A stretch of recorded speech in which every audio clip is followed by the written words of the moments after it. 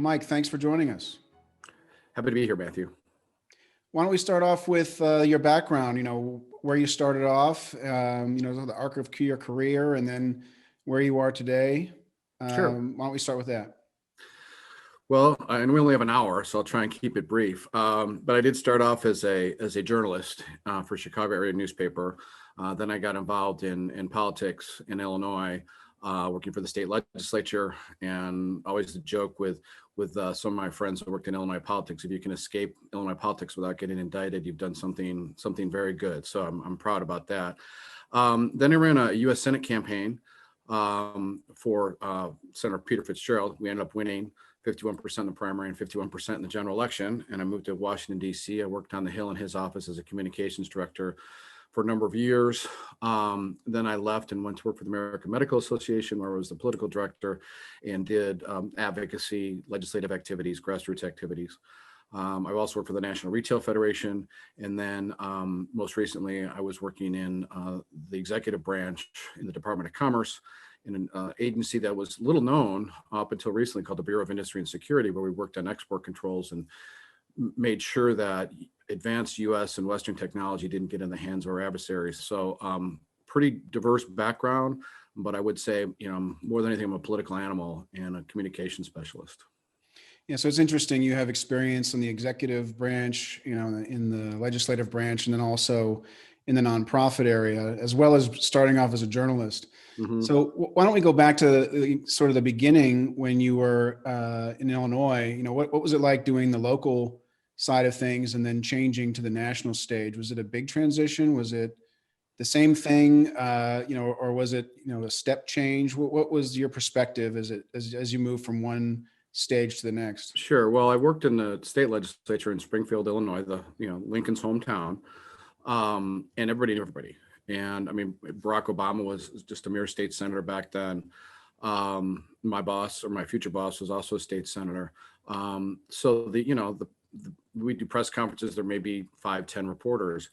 And when I moved to DC, it was just as I guess it was 3 impeachments ago. It was Bill Clinton's impeachment right at the time that were being sworn into office. And I remember going back to the Mansfield room behind the Senate chamber with my boss, and the entire, I think it's called the Ohio Clock Room, which is a room about the size of a basketball court, was filled with reporters. I mean, literally hundreds of reporters and flashbulbs, and wanted to know how this new freshman senator was going to vote. And I remember John Warner, the senator from Virginia at the time, came up to us and put his hand on my boss's shoulder and said, "Welcome to the NFL, boys." So yeah, that was a pretty big transition from just doing, sort of backwater state politics to the national level. But in many ways, the mechanisms, the messaging, legislating are very similar in terms of how it worked. But obviously the issues were completely different. But how we legislated and how we communicated that was very similar. So it was a big sea change, but in terms of mechanically, it really wasn't that much different. So when you came to DC, you were working in communications for Senator Fitzgerald. Can you talk about that role? What exactly does a communications director do? How do you relate to the senator? How do you relate to other staff members and other offices? Can you walk us through a little bit that role and what's entailed and how long you were in that role? Sure. Well, I think I did it for about 3 years, but I was also his campaign manager. So when I came to DC, I had a really good relationship with him. And he understood the importance of messaging and making sure that you stuck to messaging, no matter how boring it may be, stick to script. And he was very good at that. But in some ways, so in most legislative offices, whether it's in the Senate or the House, you have a chief of staff, and then you have a communications director, you have a legislative director and a scheduler, and then a state or a district director. And those are essentially the 4 sort of pillars that are in a legislative office. In many ways, the communications director in this modern age has become almost too powerful relative to the other components of the office, because it's almost like messaging comes first before legislative priorities or policymaking decisions. What is it that you're going to want to say And then let's fill in the sort of backstop that with the actual policy. So while I enjoyed it, it was a lot of fun. And certainly politicians at that level are very aware of their image and name identification, which is critical to them and their reelection chances. That's good because you want to make sure you're on message. But at the same time, I do think that policymaking and legislation has taken a backseat to image and perception. So what was the kind of the routine when you were in that role? Is it a weekly meeting? Is it a daily meeting with the senator and with the team? And what kind of people were working for you, and how did you, allocate their time and energy?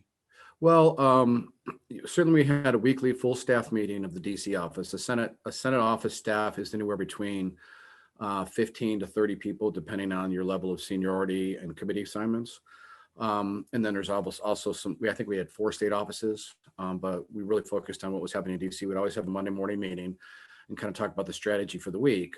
But in my role, and I had, I think, 3 people working for me. And, so making sure that the press releases were drafted that we were going to do, and making sure that we were responsive to media requests in the state. We really were focused on in the state. As opposed to national media. We really wanted to make sure that we had, Chicago, especially downstate, because having been the campaign manager, I was concerned about his reelection. And so really we would have our general strategy, but day to day things can pop up. There can be some controversy we got to deal with. There's a lot of crisis communication going on. You have to respond to something that another senator said, or the president said, or somebody in the state said. And oftentimes I was able to just walk into the senator's office and say, hey, we need to deal with this right away. And, basically besides the chief of staff, I was the only person who was able to do that. Just kind of walk in and say, Senator, we got to deal with this right now. They've got a deadline of 4:00. And if we don't respond, we're not going to have our side of the story in. So it was generally, we tried to plan, but then it seems like every day there was something that came up and was just constant crisis communication, and mostly in a good way. But frankly, we were a Republican senator in a blue senator in a blue state, and we had to be very sensitive about what we were saying on any number of controversial issues. Yeah, I would bet that your job in that situation was probably very different than a senator there that was in a very safe state, or very that was hot, far on the end of the spectrum one way or the other. So you probably had a much harder job to do. And do you think that your job was different than other communication directors in that way? Do you think, like, for instance, you mentioned that you focused on local media a lot, right? And that was sort of your primary focus. Mm-hmm. If you're in a safer state and you're gunning for more leadership positions, are you more national orientation with your communication strategy? Yeah, I mean, how a lot of it is if you're ambitious, I guess, as a senator, and you want to move up the leadership ladder, or you want to run for something else, as the old joke is, every senator looks in the mirror and sees a future president looking back at them. Absolutely. You want to not only raise your exposure outside of the state, but also in terms of your participation in campaign events, raising money for your fellow senators, raising money for the NRSC, getting your name out just outside of the state because it's safe. Absolutely. That was not our situation at all. We knew that if we were going to run for re-election, he ended up retiring, and then Obama ran for his seat. But if we was going to run for re-election, we had to make sure we took care of the folks at home and didn't appear like we were, looking for the national spotlight or going outside of the state. We were focused exclusively on Illinois, and from my perspective as a campaign manager, on those constituencies, which essentially were the suburbs and downstate, to ensure that we got as much exposure, free media, as possible. And that means, we would try and promote the senator to get him on friendly radio programs. We tried to get him in the local newspapers as opposed to the New York Times or the Washington Post or Wall Street Journal. And so a lot of that was focused on what was in my mind was basically a re-election campaign. And, that was my job, and I enjoyed it. But at the same time, it does in some ways point to part of the dysfunction of the system, which is that the day after you're elected, you're running for re-election. And, in some ways that's sad. And I love a history, especially the history of the Senate. And it really wasn't until about 20 or 30 years ago that people running for office had to start thinking about their reelection, the day after they got elected. It used to be that you would set up, you start running for reelection in the year of the election. If you're a senator, that gave you 5 years to legislate. If you're a president, gave you 3 years.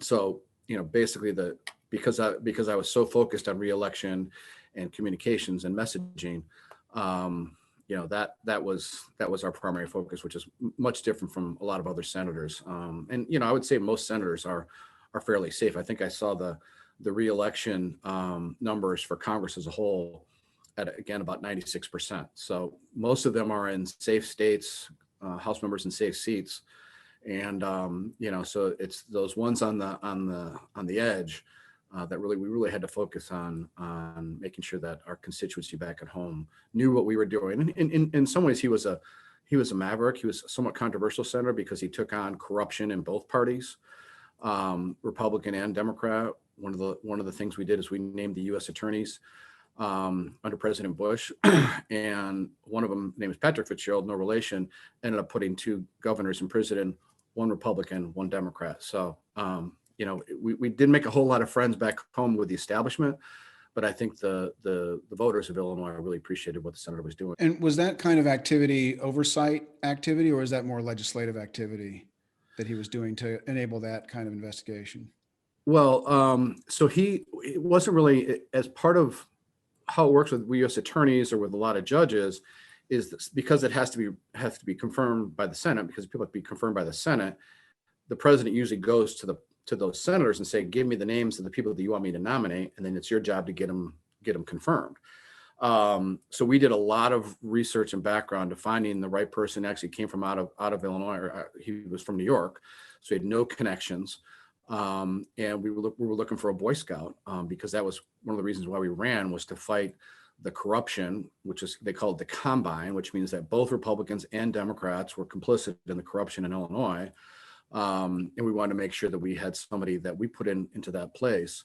That actually at the time, Denny Hastert, who was the speaker, also from Illinois, insisted that he was going to name the U.S. attorneys, because he knew if we put somebody in there that, people like governors and other aldermen, congressmen were going to be in trouble, because there's a lot of rampant corruption. And so we got into a little bit of battle with the Speaker of the House, which didn't help things from a legislative standpoint, over who was going to name the U.S. attorney. And unfortunately, President Bush sided with us. Excellent. And for the legislative side of things, when you were there, how were you involved in legislation in terms of what bills were going to be submitted and which bills to support or not support? What was your kind of influence on that process, and how did it play out in your particular office?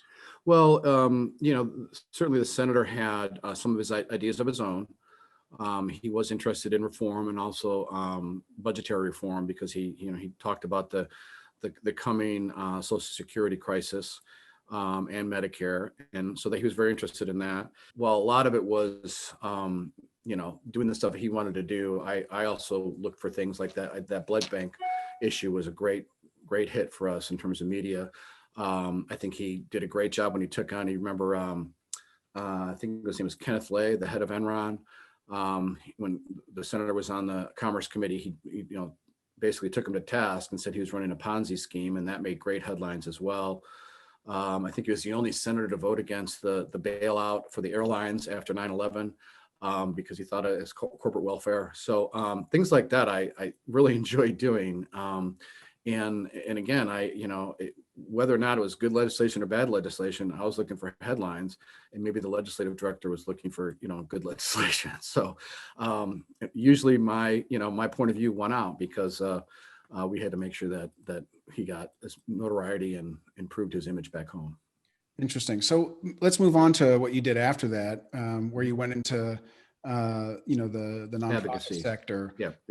At the AMA, which of course is a quite important influence on the Hill. And can you talk us through what you did in the private sector in this area, in this nonprofit area, and how that related back to Congress, and what you kind of saw when you jumped the fence to that side of things for a while? Well, I had to go from being partisan to being bipartisan. And that took a little bit of adjustment because frankly, it's just writing stuff, whether it's speeches, talking points, press releases, it's fairly easy to be partisan because you can say stuff that, if you offend the other side, we didn't really care that much because we were, political animals. But at the AMA, the American Medical Association, they were bipartisan. Now they leaned Republican, but we had to get Democratic support. And a lot of the issues that we were pursuing needed Democrat support. I think at the time we were pushing the Patient's Bill of Rights. We also pushed tort reform, eventually even supported Obamacare towards the end of my tenure there. So becoming bipartisan was a bit of an adjustment. And, I had Democrats and Republicans working for me. They were all very professional. It's amazing how even on the Hill, if you just watch cable news, you would think there's fist fights all the time on the Hill and people are swearing at each other and calling each other names. But below or off camera, I guess, everyone is very cordial. And people are nice to each other. I have Democrat friends. I know Democrats that have Republican friends. And it's the same thing at the AMA, where we both had the goal of the organization, the goal of providing more access to healthcare for patients, to making sure doctors' concerns were addressed. But I was the political director, and we did a lot of, we had a PAC, and we did a lot of contributions. So we raised money from physicians around the country. I think at one time they were the largest non-union political action committee in the country back when they were really powerful in the 60s and 70s. But we would make those PAC contributions. We would try and ensure that we had a physician, preferably back in the district, go to a fundraising event and give the check to the member of Congress. So that member of Congress knew, okay, I'm getting a check for, say, $5,000 from the AMA. Here's a doc. And then in the future, that doctor now has a relationship with that member of Congress. So our grassroots activities, that's basically grassroots, where you're trying to get constituents, the voters who are in reality are the bosses of the legislators, to get their bosses to pay attention to the issues that are important. So leveraging those PAC dollars, leveraging the ability of physicians to build good relationships with members of Congress, so that when issues came up, they already had that relationship. You don't want to, if you need to make a friend, it's too late to make one. And so we just made sure that in all states, all legislative districts, there was a number of physicians, Republican or Democrat, whatever, that had good relationships with members of Congress. So that was my job as a political director, to determine, working with physicians, working with state medical societies as well. Every state has a medical society, and trying to determine who was important, who was a champion, who we needed to defeat. And so we would make sure that was our top priority. We also did independent expenditures. They're not, after Citizens United, they don't do it as much, but we would spend several $1 million a cycle targeting 3 or 4 key members, usually positive, trying to help them get reelected. Those who had been champions for our causes, again, Republicans and Democrats, and spending money, whether it's on TV ads or mail campaigns or phones or whatever, getting physicians involved to make sure that those politicians were aware that we were helping them in their number one priority, which is always to get elected. The AMA has a good name, always has had a good name, but making sure that we were able to leverage those relationships and leverage the interests of those politicians in their reelection efforts is a great way to influence members of Congress. And if you look back at the Federalist Papers, or you read the Constitution, I think that it was Alexander Hamilton who called them factions. Maybe it was Madison, called them factions, and that they thought that all the different factions would arise and they would battle it out. And even in the First Amendment, it said one of the 5 rights in the First Amendment is to petition the government for redress of grievances. And that's essentially what we were doing. We were petitioning the government, whether through lobbying, whether through political contributions, whether through grassroots efforts.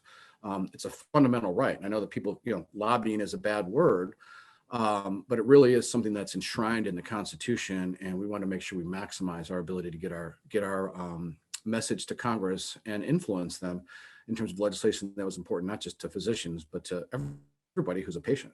And so once you were on, on the outside of Congress, then sort of looking in, I mean, obviously you talked about on the local side, developing relationships with individuals, but watching Congress itself play out in Washington, what was that like after you were in the action and then you were on the sort of outside looking in on the action and trying to do that game? What did you see in Congress itself, and did that change any of your perspective compared to when you were working in Congress? I think that I was appropriately cynical enough to recognize, having been, especially in Illinois politics, where wow, the corruption was so blatant, that I recognize that my mom would always ask, "What do you do again? You give money to politicians? Is that legal?" I mean, it sounds so. It sounds sleazy, frankly, but it's not. It's a constitutional right. I will say not working on the Hill was less stressful. And certainly in campaigns. I mean, campaigns were 80, 90-hour weeks. Working on the Hill is 60 to 70-hour weeks, and the pay is awful. I think I started on the Hill when I was 30, and I was old compared to most staffers because, they don't have a whole lot of money for their offices, and younger people tend to be cheaper. So a lot of it was basically making sure that that I could justify what I was doing. I mean, I enjoyed what I was doing. It was influencing Congress, but that's a constitutional right. Leaving the Hill, I started having kids basically. I couldn't do that working on the Hill. And so that, with that experience, it was great, but it also gave me the opportunity to have more of a life, because the work-life balance for staffers in Congress is not pleasant. And did you get more involved in the legislative aspect on the Hill, in terms of bills, either, trying to support certain bills or trying to, come against other bills? Was that part of your role? It was yeah. I mean, it was interesting because when I was a communications director, I had to know. I always joke that I'm an inch deep and a mile wide. I would have to know about a whole range of issues, but just enough to be able to maybe give a response to a reporter, or I could say, let me get back to you. And healthcare was the one issue that when I was a communications director that I really didn't understand and didn't even like it as an issue, frankly. So of course, naturally, I ended up working for healthcare nonprofit, the AMA, and so I had to learn a lot about those issues. But we had maybe 3 or 4 issues per Congress, bills that we were fighting for. And what we would do is, when we were deciding how to contribute to people, we would have it was actually very formulaic, where these were the 6 bills that we wanted you to support. These are the 3 bills we wanted you to sponsor. You only voted for 2 of the 6. You didn't sponsor any, so we're not going to give your contribution. Or, contrary, you voted for all 6 in our favor. You sponsored these 3. Therefore, you're in a competitive race, so we're going to give you more money. So it was, in many ways, it was transactional. And again, having been cynical enough, I think people on the outside would think, is that really how that works? You're basically paying people to vote your way. And that's the way it's designed, is that, our voice needs to be heard, and we're not just doing it arbitrarily. We have a system. People can see that system, how we are contributing and why we're contributing to members of Congress. And, and we want our champions to be reelected, and we want our adversaries to be defeated.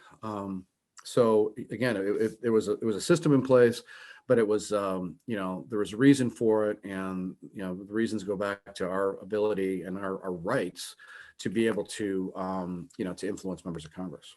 And how was the interaction with the individual members and senators compared to the committees? Was there a difference in strategy around that? Or is it pretty simple in terms of the mathematics you were mentioning earlier? Well, it is very, very data driven. The committees, the individual members, obviously, if they're on a key committee. So like for us, the key committees were the Ways and Means Committee, the Energy and Commerce Committee. In the Senate, it was the Finance Committee, and sometimes the Judiciary Committee. So if a member was on a key committee. Which is a problem by itself, because there's no healthcare committee. Right. Well, there's the Health, Education, Labor, and Pensions Committee. Right. Although I don't think that, for some reason, I don't understand how some of these jurisdictions get assigned. I think it was some powerful senator back in, the day. Why we were dealing with the Energy and Commerce Committee. What does that have to do with healthcare? But for some reason, they had certain jurisdictions over our issues. But if it was a member who was on a key committee, frankly, our lobbyists paid a lot of attention to them, especially to their staffs. If they were a chairman, obviously we were talking with them on a regular basis. We would do fundraisers for them, where we'd raise money from outside of the healthcare industry.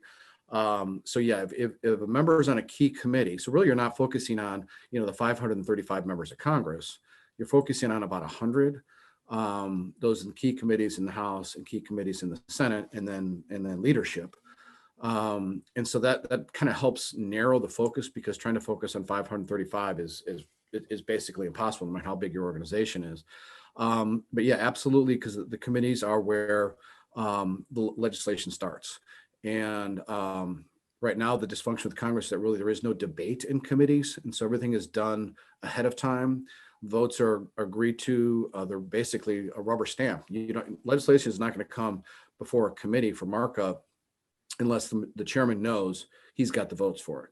Very rarely do you go into a committee hearing and not know how the outcome of a vote is going to be. Somewhere on the floor as well. So making sure that that backdoor stuff behind the scenes, we call them smoke-filled back rooms, I guess, where legislation was written, and that before it actually got either proposed or certainly it came before a committee, that we made sure that the legislation that we were pushing or opposing was written in a way that was favorable to us. So yeah, a lot of the stuff is done behind the scenes, and committee hearings and floor votes are now just sort of for show, frankly. Yeah, I think that's something that, we've discussed at Sunwater, and I've talked with many scholars about, is this concept of the committee markup and the committee transparency versus privacy, right? Mhm. And if you make the committee hearings transparent, if they turn into what you just described, which is a show, and everything has to happen outside of that. Whereas if the committee hearings were closed and, and shielded from the public eye, so to speak, maybe there could be real debate and discussion, which is, at least a theory that some have. I don't know what you think about that. Well, yeah, I agree with that. I mean, the transparency and the television cameras now. I mean, let's be honest. Most senators, I should say legislators, they're looking in the eye of the camera. They're not looking in the eye of the witness. They want to say something that's going to get them noticed, whether so they can put it on their they can tweet it out or whatever, it can make the news. And so the committee hearings are not about legislation. They're about making your point, getting your message across, trying to embarrass your opponents, trying to promote your side.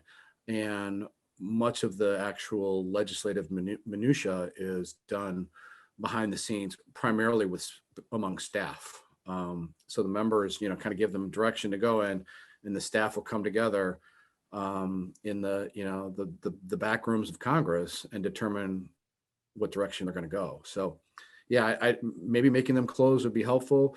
But certainly right now, the way the system is, the committee hearings are in many ways a farce. Yeah. So let's maybe fast forward a little bit to when you were in the executive branch. Can you talk to us about that? And did that change your perspective on anything? And what was that role?